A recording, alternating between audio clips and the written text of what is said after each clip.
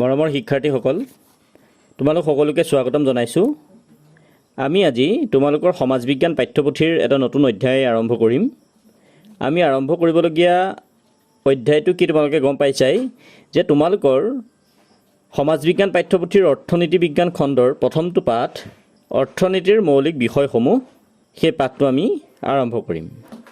আমি এই পাঠটোত মূলতঃ আলোচনা কৰিবলগীয়া বিষয়সমূহ হৈছে অৰ্থবিজ্ঞান মানেনো কি, অৰ্থবিজ্ঞানৰ প্ৰয়োজনীয়তানো কি কি, অৰ্থবিজ্ঞানৰ পৰিসৰ সম্পৰ্কে আমি কিছু কথা আলোচনা কৰিম। লগতে অৰ্থবিজ্ঞানৰ মৌলিক ধাৰণাসমূহৰ বিষয়েও আমি এই পাঠটোত আলোচনা কৰিম। আমি প্ৰথমে জানিব লাগিব অৰ্থবিজ্ঞান মানে কি। অৰ্থবিজ্ঞান হৈছে সমাজ বিজ্ঞানৰ এটা গুৰুত্বপূৰ্ণ অংগ।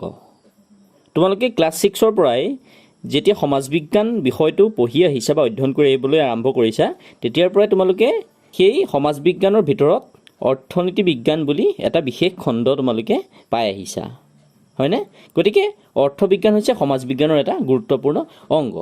মানে অৰ্থবিজ্ঞান সমাজ বিজ্ঞানৰ এটা বিশেষ বিভাগ, আৰু সেই বিভাগটোত মানুহৰ আৰ্থিক কাৰ্যাৱলীৰ বিষয়ে অধ্যয়ন কৰা হয়। মানে সমাজ বিজ্ঞানৰ যিটো বিভাগত মানুহৰ অৰ্থনৈতিক কাৰ্যাৱলীৰ বিষয়ে আলোচনা কৰা হয়, অধ্যয়ন কৰা হয়, তাকেই অৰ্থবিজ্ঞান বা অৰ্থনীতি বুলি কোৱা হয়। সমাজ আৰু সমাজৰ অংগ হিচাপে ব্যক্তিৰ অৰ্থনৈতিক কাৰ্যাৱলীৰ বিষয়ে সমাজ বিজ্ঞানৰ যিটো বিভাগত বা যিটো অংগত আলোচনা কৰা হয়, সেই বিভাগটোৱেই হৈছে অৰ্থবিজ্ঞান বা অৰ্থনীতি। এতিয়া আমি দৈনন্দিন জীৱনত জীয়াই থাকিবৰ কাৰণে মানুহে দৈনন্দিন জীৱনত জীয়াই থাকিবৰ বাবে বিভিন্ন ধৰণৰ কাৰ্যাৱলী কৰে, আৰু ইয়াৰে কিছুমান হৈছে অৰ্থনৈতিক কাৰ্যাৱলী বা আৰ্থিক কাৰ্যাৱলী।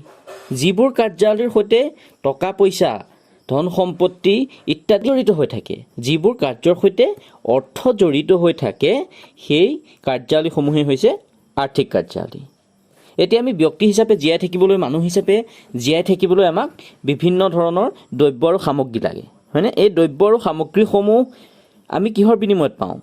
অৰ্থৰ বিনিময়ত। গতিকে সেই কাৰ্যাৱলীসমূহ, সেই দ্ৰব্য আৰু সামগ্ৰীৰ আহৰণ কৰা যিখিনি কাৰ্যাৱলী, সেই কাৰ্যাৱলী হৈছে অৰ্থনৈতিক কাৰ্যাৱলী। ইয়াৰ উপৰিও প্ৰত্যেকটো পৰিয়ালৰে লোক অৰ্থনৈতিক কাৰ্যাৱলী বা অৰ্থসংগ্ৰহৰ সৈতে জড়িত হয়, আৰু সেই অৰ্থসংগ্ৰহৰ জৰিয়তে তেওঁলোকে দৈনন্দিন জীৱনৰ অভাৱসমূহ পূৰণ কৰে। গতিকে এনেধৰণৰ মানুহৰ যিসমূহ আৰ্থিক কাৰ্যাৱলী, সেই আৰ্থিক কাৰ্যাৱলীসমূহৰ বিষয়ে য'ত অধ্যয়ন কৰা হয়, সেই বিভাগটোৱে হৈছে অৰ্থনীতি বা অৰ্থবিজ্ঞান। এতিয়া এই যিটো অৰ্থবিজ্ঞান শব্দটো, সেই অৰ্থবিজ্ঞান শব্দটোৰ ইংৰাজী প্ৰতিশব্দ হৈছে ইকনমিক্স, আৰু এই ইকনমিক্স শব্দটো গ্ৰীক শব্দ ঐকনমিয়াৰ পৰা আহিছে। কি গম পালোঁ আমি যে অৰ্থনীতি শব্দটোৰ ইংৰাজী প্ৰতিশব্দ হৈছে ইকনমিক্স, আৰু সেই ইকনমিক্স শব্দটো গ্ৰীক শব্দ ঐকনমিয়াৰ পৰা অনা হৈছে। আৰু এই ঐকনমিয়া শব্দটো দুটা শব্দৰ সমষ্টি। ইয়াৰে প্ৰথমটো হৈছে ঐকছ আৰু দ্বিতীয়টো হৈছে নমছ। মানে ঐকনমিয়া এই গ্ৰীক শব্দটো ঐকছ আৰু নমছ এই শব্দ দুটাৰ সমষ্টি। আৰু ইয়াৰে ঐকছ মানে হৈছে পৰিয়াল বা সমাজ, ঐকছ মানে পৰিয়াল বা সমাজ, আৰু নমছ মানে হৈছে নিয়ম। গতিকে ঐকনমিয়া মানে কি? পৰিয়াল বা সমাজ পৰিচালনাৰ নিয়ম। গতিকে কি গম পালোঁ আমি যে অৰ্থনীতি বা অৰ্থবিজ্ঞান শব্দটোৰ ইংৰাজী প্ৰতিশব্দ ইকনমিক্স শব্দটো গ্ৰীক শব্দ ঐকনমিয়াৰ পৰা অনা হৈছে, আৰু সেই ঐকনমিয়া শব্দটো ঐকছ আৰু নমছ দুটা শব্দৰ সমষ্টি। ঐকছ মানে হৈছে পৰিয়াল বা সমাজ, আৰু নমছ মানে হৈছে নিয়ম। গতিকে অৰ্থবিজ্ঞান বুলি ক'লে আমি পৰিয়াল পৰিচালনাৰ নিয়ম বুলি ক'ব পাৰোঁ। মানে অৰ্থবিজ্ঞান হৈছে পৰিয়াল বা সমাজ পৰিচালনাৰ নিয়ম। কোনো এটা পৰিয়াল বা কোনো এখন সমাজ পৰিচালনা কৰিবৰ বাবে যিসমূহ নীতি নিয়মৰ প্ৰয়োজন, সেই নীতি নিয়মৰ সমষ্টি হৈছে অৰ্থবিজ্ঞান। মানে পৰিয়াল এটা বা সমাজ এখন সুন্দৰভাৱে পৰিচালিত কৰিবৰ বাবে, পৰিচালনা কৰিবৰ বাবে যিসমূহ নীতি নিয়মৰ প্ৰয়োজন, সেই নীতি নিয়মৰ সমষ্টিয়ে হৈছে অৰ্থবিজ্ঞান বা অৰ্থনীতি। এতিয়া আমি আলোচনা কৰিম অৰ্থনীতিৰ প্ৰয়োজনীয়তা সম্পৰ্কে। মানে অৰ্থনীতি অধ্যয়নৰ কি কোনো প্ৰয়োজনীয়তা আছে, বা অৰ্থনীতিনো আমি কিয় অধ্যয়ন কৰিব লাগে, সেই সম্পৰ্কে। তোমালোকে ইতিমধ্যে জানি আহিছা যে ব্যক্তিৰ আৰ্থিক কাৰ্যাৱলীৰ বিষয়ে য'ত অধ্যয়ন কৰা হয়, সেয়া হৈছে অৰ্থবিজ্ঞান, আৰু এই অৰ্থবিজ্ঞান হৈছে সমাজ বা দেশ পৰিচালনাৰ নিয়ম।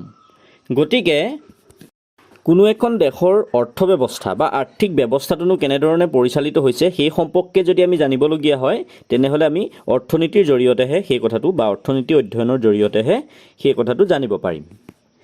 ইয়াৰ উপৰিও তোমালোকে টেক্সৰ কথা শুনিছা, কৰ, তোমালোকে GSTৰ কথা শুনিছা। এতিয়া যে কিবা এটা বস্তু আমি ক্ৰয় কৰোঁতে তাৰ দামটোৰ ওচৰতে ব্ৰেকেটত লিখা হৈ থাকে ইনক্লুচিভ অফ অল টেক্সেছ, সেই কথাটো তোমালোকে চাগে দেখিছা, হয়নে? মানে সেই বস্তুটোৰ যিটো দাম, সেই দামটোৰ ভিতৰতে সেই বস্তুটোৰ বাবে নিৰ্ধাৰণ কৰা কৰখিনি অন্তৰ্ভুক্ত হৈ আছে। গতিকে আমি বিভিন্ন দ্ৰব্য বা সামগ্ৰী সংগ্ৰহ কৰোঁতে চৰকাৰক কৰ প্ৰদান কৰিবলগীয়া হয়, টেক্স প্ৰদান কৰিবলগীয়া হয়। এতিয়া সেই টেক্সখিনিনো চৰকাৰে কি কি কামত ব্যৱহাৰ কৰিছে, হয়নে? বা ইয়াৰ উপৰিও কৰৰ উপৰিও চৰকাৰে অন্যান্য কি কি উৎসৰ পৰা ৰাজহ সংগ্ৰহ কৰিছে বা সেই ৰাজহ চৰকাৰে কেনেধৰণৰ কামত ব্যয় কৰিছে, সেই সকলোবোৰ কথা আমি অৰ্থনীতি অধ্যয়নৰ জৰিয়তেহে জানিব পাৰিম। মানে এই সকলোবোৰ কথা আমি জানিবলৈ হ'লে আমি অৰ্থনীতিৰ সাম্যক জ্ঞান আমাক লাগিব। ইয়াৰ উপৰিও আমাৰ ভাৰতবৰ্ষৰ দৰে বিভিন্ন দেশত এটা প্ৰধান সমস্যা হৈছে দৰিদ্ৰতাৰ সমস্যা।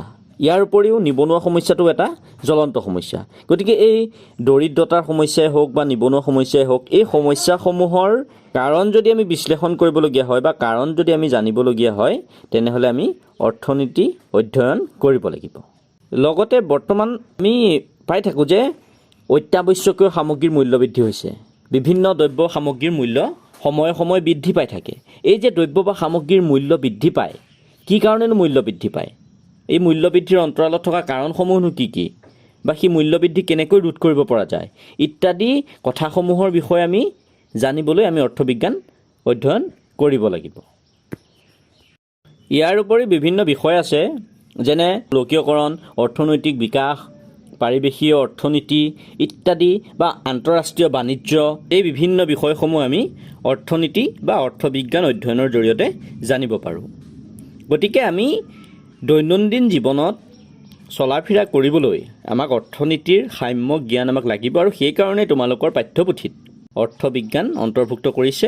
লগতে গণতন্ত্ৰত সুস্থিৰতা বজাই ৰাখিবৰ বাবে নাগৰিকসকল সচেতন হোৱাটো অতি প্ৰয়োজন আৰু নাগৰিকসকল সচেতন হ'বৰ বাবে অৰ্থনীতিৰ জ্ঞান লাগিব আৰু সেইকাৰণে অৰ্থনীতি বিজ্ঞান অধ্যয়নৰ প্ৰয়োজনীয়তা আছে। এতিয়া আমি আলোচনা কৰিম অৰ্থবিজ্ঞানৰ সংজ্ঞা সম্পৰ্কে। এতিয়া অৰ্থবিজ্ঞাননো কি সেই সম্পৰ্কে বিভিন্নজন অৰ্থনীতিবিদে বিভিন্ন সংজ্ঞা আগবঢ়াই থৈ গৈছে। ইতিমধ্যে আমি যে আলোচনা কৰিলোঁ সমাজ বিজ্ঞানৰ যিটো বিভাগত ব্যক্তিৰ আৰ্থিক কাৰ্যালয়ৰ বিষয়ে অধ্যয়ন কৰা হয় সেয়াই হৈছে অৰ্থবিজ্ঞান। গতিকে সেইটো এটা অৰ্থবিজ্ঞানৰে সংজ্ঞা। মানে অৰ্থবিজ্ঞাননো কি সেয়াই হৈছে অৰ্থবিজ্ঞানৰ সংজ্ঞা। এতিয়া সেই অৰ্থবিজ্ঞাননো কি সেই সম্পৰ্কে বিভিন্ন অৰ্থনীতিবিদে, মানে যিসকলে অৰ্থনীতি বিষয়টোৰ ওপৰত বিশেষভাৱে অধ্যয়ন কৰিছে বা গৱেষণা কৰিছে, তেওঁলোকে সেই অৰ্থনীতিবিদে বিভিন্ন সময়ত বিভিন্ন সংজ্ঞা আগবঢ়াই থৈ গৈছে। আৰু ইয়াৰ ভিতৰত Adam Smith, Alfred Marshall, Lionel Robbins, Samuelson আৰু নৰ্ডহাছৰ সংজ্ঞা বিশেষভাৱে উল্লেখযোগ্য। আৰু আমাৰ পাঠ্যপুথিত এই চাৰিটা সংজ্ঞা আমাক আলোচনা কৰিবৰ বাবে দিছে। আমি প্ৰথমে আলোচনা কৰিম আডাম স্মিথৰ যিটো সংজ্ঞা, সেই সংজ্ঞাটো। আডাম স্মিথে 1776 চনত এখন গ্ৰন্থ লিখিছিল বা গ্ৰন্থ প্ৰকাশ কৰিছিল।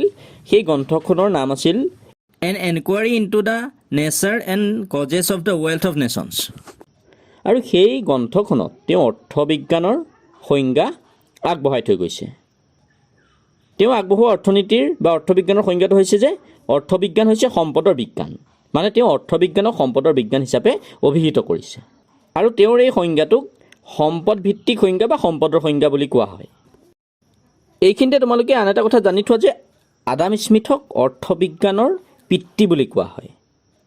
মানে অৰ্থবিজ্ঞানৰ পিতৃ বুলি আডাম স্মিথক আখ্যা দিয়া হয়। কি কাৰণে আখ্যা দিয়া হয়? কাৰণ আডাম স্মিথে পোনপ্ৰথমবাৰৰ বাবে অৰ্থবিজ্ঞানৰ প্ৰণালীবদ্ধ অধ্যয়ন আৰম্ভ কৰিছিল আৰু সেইকাৰণে তেওঁক অৰ্থবিজ্ঞানৰ পিতৃ বুলি অভিহিত কৰা হয়।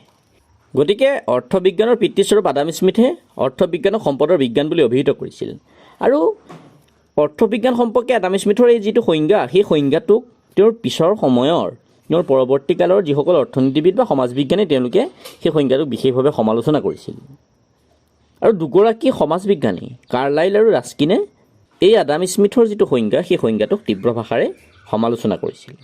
কাৰণ তেওঁলোকে যুক্তি দিছিল যে সম্পদ আহৰণ কৰাটোৱে মানৱ জীৱনৰ মূল লক্ষ্য হ'ব নোৱাৰে। আডাম স্মিথে যিহেতু অৰ্থবিজ্ঞানক সম্পদৰ বিজ্ঞান বুলি উল্লেখ কৰিছে, গতিকে অৰ্থবিজ্ঞান অধ্যয়ন কৰি কেৱল সম্পদ আহৰণৰ কথাহে যে শিকিব পাৰি বা জানিব পাৰি সেই কথাটো নহয়। আৰু সেইকাৰণে তেওঁলোকে কৈছিলে যে সম্পদ আহৰণ কৰাটোৱে মানৱ জীৱনৰ লক্ষ্য হ'ব নোৱাৰে আৰু মানৱ জীৱনৰ মূল লক্ষ্য প্ৰাপ্তিৰ ই এটা মাত্ৰ আহিলাহে হ'ব পাৰে। আৰু সেইকাৰণে আডাম স্মিথৰ এই যিটো সংজ্ঞা সেই সংজ্ঞাটো তেওঁলোকে সমালোচনা কৰিছিল আৰু যক্ষৰ বাণী বুলি অভিহিত কৰিছিল। মানে অৰ্থবিজ্ঞান অধ্যয়ন কৰি যে কেৱল সম্পদ আহৰণৰ কথাহে শিকিব পাৰি সেই কথাটো নহয়, আৰু যদি কেৱল সম্পদৰ ওপৰতহে অধিক গুৰুত্ব প্ৰদান কৰা হয় তেনেহ'লে এই অৰ্থবিজ্ঞান এক নিৰাশাব্যঞ্জক বিজ্ঞানলৈ পৰিগণিত হ'ব বুলি তেওঁলোকে অভিহিত কৰিছিল। যি কি নহওক আমি গম পালোঁ যে অৰ্থবিজ্ঞানৰ পিতৃস্বৰূপ হৈছে আডাম স্মিথ, আৰু আডাম স্মিথে অৰ্থবিজ্ঞানক সম্পদৰ বিজ্ঞান বুলি অভিহিত কৰিছে। আমি এতিয়া অন্য এগৰাকী অৰ্থনীতিবিদ আলফ্ৰেড মাৰ্শ্বেলে আগবঢ়োৱা অৰ্থনীতিৰ আন এটা সংজ্ঞাৰ বিষয়ে আলোচনা কৰিম। অৰ্থনীতিবিদ আলফ্ৰেড মাৰ্শ্বেলে তেখেতৰ 1890 চনত প্ৰকাশিত গ্ৰন্থ প্ৰিন্সিপলছ অফ ইকনমিক্সত অৰ্থনীতিৰ এই সংজ্ঞাটো উল্লেখ কৰিছিলে, আৰু সেই সংজ্ঞাটো হৈছে অৰ্থনীতিৰ কল্যাণ ভিত্তিক সংজ্ঞা। মানে আলফ্ৰেড মাৰ্শ্বেলে তেওঁৰ প্ৰিন্সিপলছ অফ ইকনমিক্স গ্ৰন্থখনত আগবঢ়াই থৈ যোৱা অৰ্থবিজ্ঞানৰ সংজ্ঞাটোক অৰ্থনীতিৰ কল্যাণ ভিত্তিক সংজ্ঞা বুলি কোৱা হয়। আৰু আলফ্ৰেড মাৰ্শ্বেলৰ মতে মানৱ জাতিৰ দৈনন্দিন জীৱনৰ কাৰ্যাৱলী অধ্যয়নেই হৈছে অৰ্থনীতি। ই ব্যক্তিগত আৰু সামাজিক কাৰ্যাৱলীৰ সেই অংশটো অধ্যয়ন কৰে যিটো অংশ পাৰ্থিৱ কল্যাণ সাধন আৰু ইয়াৰ ব্যৱহাৰৰ সৈতে ঘনিষ্ঠভাৱে জড়িত। মানে আলফ্ৰেড মাৰ্শ্বেলে কৈছে যে অৰ্থনীতি হৈছে মানৱ জাতিৰ দৈনন্দিন কাৰ্যাৱলীৰ অধ্যয়ন কৰা, আৰু সেই কাৰ্যাৱলীসমূহ অধ্যয়ন কৰা যিসমূহ কাৰ্যাৱলীৰ মানৱ জাতিৰ পাৰ্থিৱ কল্যাণ সাধনৰ সৈতে ওতঃপ্ৰোতভাৱে জড়িত। মানে মানৱ জাতিৰ পাৰ্থিৱ কল্যাণ সাধনৰ সৈতে জড়িত থকা যিসমূহ কাৰ্যাৱলী সেই কাৰ্যাৱলীৰ অধ্যয়ন কৰাটোৱেই হৈছে অৰ্থনীতি। এতিয়া এই আলফ্ৰেড মাৰ্শ্বেলে যিটো সংজ্ঞা আগবঢ়াইছে সেই সংজ্ঞাটো আডাম স্মিথে আগবঢ়োৱা সংজ্ঞাটোতকৈ বহু ক্ষেত্ৰত উন্নত। কি কাৰণে? কাৰণ আডাম স্মিথে অৰ্থনীতি কেৱল সম্পদৰ অধ্যয়ন বুলিয়েই কৈছিলে, হয়নে? সম্পদৰ বিজ্ঞান বুলি কৈছিলে, বা সম্পদ আহৰণৰ কথাই অৰ্থনীতিৰ মূল বিষয়বস্তু বুলি কৈছিল। কিন্তু আলফ্ৰেড মাৰ্শ্বেলে কৈছে যে অৰ্থনীতিৰ মূল বিষয়বস্তু হৈছে মানৱ জাতিৰ দৈনন্দিন জীৱনৰ কাৰ্যাৱলীসমূহ, যিসমূহ কাৰ্যাৱলী মানৱ জাতিৰ পাৰ্থিৱ কল্যাণ সাধনৰ সৈতে জড়িত হৈ থাকে। কিন্তু আলফ্ৰেড মাৰ্শ্বেলৰ এই সংজ্ঞাটো এটা গ্ৰহণযোগ্য সংজ্ঞা হিচাপে আখ্যা নাপালে। পৰৱৰ্তী সময়ত বিভিন্ন অৰ্থনীতিবিদে আলফ্ৰেড মাৰ্শ্বেলৰ এই সংজ্ঞাটো সমালোচনা কৰিছিল। কি কাৰণে সমালোচনা কৰিছিল চোৱাচোন। আলফ্ৰেড মাৰ্শ্বেলে তেওঁৰ এই সংজ্ঞাটোত কেৱল পাৰ্থিৱ কল্যাণৰ কথাহে উল্লেখ কৰিছে, তেওঁ অপাৰ্থিৱ কল্যাণৰ কথা উল্লেখ কৰা নাই। মানে তেওঁ বস্তুগত কল্যাণ সাধনৰ কথাহে উল্লেখ কৰিছে। তেওঁ কৈছে যে মানৱ জাতিৰ দৈনন্দিন জীৱনৰ কাৰ্যাৱলীৰ অধ্যয়নে হৈছে অৰ্থনীতি, আৰু এই অৰ্থনীতিয়ে কি কৰে? ব্যক্তিগত আৰু সামাজিক জীৱনৰ সেই অংশটো অধ্যয়ন কৰে যিটো পাৰ্থিৱ কল্যাণ সাধনৰ সৈতে জড়িত। মানে তেওঁ কেৱল বস্তুগত কল্যাণৰ কথাহে উল্লেখ কৰিছে, অবস্তুগত কল্যাণৰ কথা তেওঁ উল্লেখ কৰা নাই। এতিয়া আমি মানুহ হিচাপে জীয়াই থাকিবলৈ আমাক বস্তুগত কল্যাণৰ লগতে অবস্তুগত কল্যাণ বা অপাৰ্থিৱ কল্যাণৰ তথা সেৱাসমূহৰ প্ৰয়োজন হয়, যেনে শিক্ষকতা সেৱা, চিকিৎসা সেৱা ইত্যাদিৰ প্ৰয়োজন হয়। মানে মানুহ হিচাপে জীয়াই থাকিবলৈ আমাক বস্তু বা সেৱা সকলোৰে প্ৰয়োজন। বস্তুগত কল্যাণৰ লগতে মানুহক অবস্তুগত কল্যাণো প্ৰয়োজন। কিন্তু আলফ্ৰেড মাৰ্শ্বেলে তেওঁৰ সংজ্ঞাটোত অপাৰ্থিৱ কল্যাণ বা অবস্তুগত কল্যাণৰ কথা তেওঁ উল্লেখ কৰা নাই। ইয়াৰ উপৰিও তেওঁ যে বস্তুগত কল্যাণৰ কথা উল্লেখ কৰিছে, কিন্তু সকলো ধৰণৰ বস্তুৱে মানুহৰ কল্যাণ সাধন নকৰে। তেওঁ বস্তুগত বা পাৰ্থিৱ কল্যাণৰ কথা উল্লেখ কৰিছে, কিন্তু সকলো বস্তুৱে মানুহৰ কল্যাণ সাধন নকৰে। যেনে উদাহৰণস্বৰূপে আমি কি চাব পাৰোঁ যে মদ, ভাং, চিগাৰেট আদি সেৱন মানৱ জাতিৰ কল্যাণ সাধন নকৰে। আদিৰ সেৱন কৰিলে মানৱ জাতিৰ ক্ষতিহে হয়, মানৱ জাতিৰ কল্যাণ নহয়। কিন্তু সেই সামগ্ৰীসমূহৰ উৎপাদন, উপভোগ, বিতৰণ ইত্যাদি সম্পৰ্কেও অৰ্থনীতিত আলোচনা কৰা হয় বা অৰ্থবিজ্ঞানত আলোচনা কৰা হয়। আৰু গতিকে সেই আলফ্ৰেড মাৰ্শ্বেলৰ সংজ্ঞাটো যদিও এডাম স্মিথৰ সংজ্ঞাটোতকৈ বহু ক্ষেত্ৰত উন্নত, তথাপিও এই সংজ্ঞাটো এটা গ্ৰহণযোগ্য সংজ্ঞা নহয়। অৰ্থবিজ্ঞানৰ আন এটা গুৰুত্বপূৰ্ণ সংজ্ঞা আগবঢ়াইছে অৰ্থনীতিবিদ লায়নেল ৰবিনছে। অৰ্থনীতিবিদ লায়নেল ৰবিনছে 1932 চনত প্ৰকাশিত তেখেতৰ এখন গুৰুত্বপূৰ্ণ গ্ৰন্থ an essay on the nature and significance of economic ছায়েন্সত অৰ্থনীতিৰ এই সংজ্ঞাটো আগবঢ়াইছে। অৰ্থনীতিবিদ লায়নেল ৰবিনছৰ মতে যি বিজ্ঞানে মানুহৰ আচৰণক মানুহৰ অপৰিসীম আশা আৰু ইয়াৰ বিপৰীতে বিকল্পভাৱে ব্যৱহাৰ কৰিবলগীয়া সীমিত সম্পদৰ মাজৰ সম্পৰ্ক হিচাপে অধ্যয়ন কৰে সেয়াই অৰ্থনীতি। মানে লায়নেল ৰবিনছে তেখেতৰ an essay on the nature and significance of economic ছায়েন্সত উল্লেখ কৰিছে যে যি বিজ্ঞানে মানুহৰ অপৰিসীম আশা আৰু বিকল্পভাৱে ব্যৱহাৰ কৰিবলগীয়া সীমিত সম্পদৰ মাজৰ সম্পৰ্কৰ বিষয়ে আলোচনা কৰে সেই তাকেই অৰ্থনীতি বিজ্ঞান বা অৰ্থনীতি বুলি কোৱা হয়। এতিয়া আমি যদি এই আদাম স্মিথৰ এই সংজ্ঞাটো আদাম স্মিথৰ অৰ্থনীতিৰ এই সংজ্ঞাটো যদি আমি বিশ্লেষণ কৰোঁ তেনেহ'লে আমি এই সংজ্ঞাটোত আমি তিনিটা মৌলিক ধাৰণা দেখিবলৈ পাম। আৰু সেই ধাৰণাকেইটাৰ প্ৰথমটো হৈছে মানুহৰ অভাৱ অসীম। এই প্ৰথমতে চোৱাচোন মানুহৰ অপৰিসীম আশা হয়নে? সেই অপৰিসীম আশাটোৱে কি বুজাইছে যে মানুহৰ অভাৱ অসীম। এতিয়া তোমালোকে জানা যে মানুহৰ অভাৱ কেতিয়াও শেষ নহয়। যদি আজি এটা অভাৱ পূৰণ হয় তেনেহ'লে অন্য এটা অভাৱে মূৰ দাঙি উঠে। গতিকে মানুহৰ অভাৱ কেতিয়াও শেষ হৈ নাযায় বা মানুহৰ অভাৱ অসীম।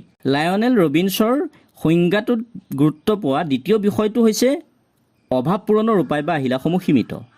মানে মানুহৰ অভাৱ যদিও অসীম সেই অসীম অভাৱ পূৰণ কৰিবৰ বাবে প্ৰয়োজনীয় যি উপায় বা আহিলা সেই উপায় বা আহিলাৰ পৰিমাণ সীমিত।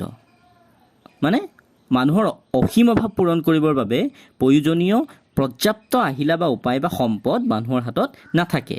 গতিকে কি হয় মানুহৰ অভাৱ অসীম কিন্তু সেই অভাৱ পূৰণ কৰিবৰ বাবে প্ৰয়োজনীয় সম্পদ বা আহিলা সীমিত। তেওঁৰ এই সংজ্ঞাটোত গুৰুত্ব পোৱা তৃতীয় বিষয়টো হৈছে সীমিত সম্পদসমূহ বিকল্প ব্যৱহাৰযোগ্য। মানে মানুহৰ অসীম অভাৱ পূৰণ কৰিবৰ বাবে প্ৰয়োজন হোৱা আহিলা যিহেতু সীমিত গতিকে সেই সীমিত সম্পদসমূহ মানুহে বিকল্প ব্যৱহাৰ কৰিবলগীয়া হয়। আৰু এইখিনিতেই প্ৰচণ্ডৰ সমস্যাৰ সৃষ্টি হয় বা বাছনিৰ সমস্যাৰ সৃষ্টি হয়।